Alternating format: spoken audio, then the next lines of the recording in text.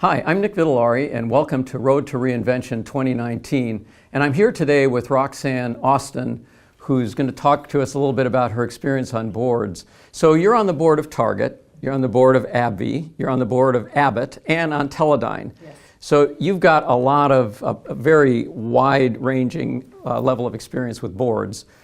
And I wanted to talk to you a little bit about how boards deal with this sort of digital revolution that we've got on our hands. You got disruption, you've got new technologies. It seems like there's a new one every day.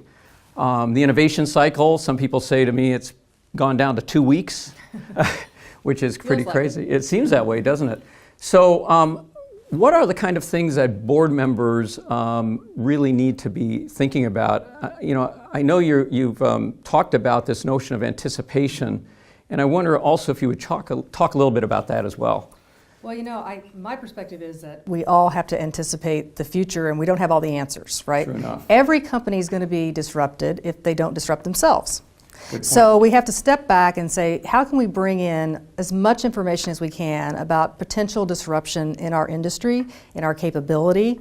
And I think the board, at least in the boards that I'm on, we're spending a lot of time on that topic. Mm-hmm. And I think as much as we can spend in terms of anticipation of what can happen and how technologies are building up, because it may not be one technology, it may be many that come together collectively to disrupt us.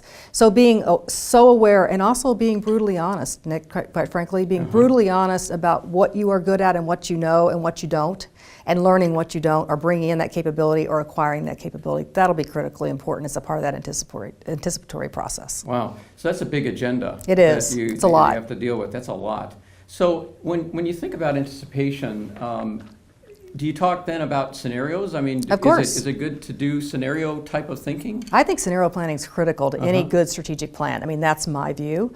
Because if you're not doing those scenarios, you have to be able to be prepared to be agile, nimble, change direction very quickly, and I think that's one of the things that some boards have not done well, and you've seen some big failures recently, right? True. You truly have to be nimble enough, and the scenarios help you with that.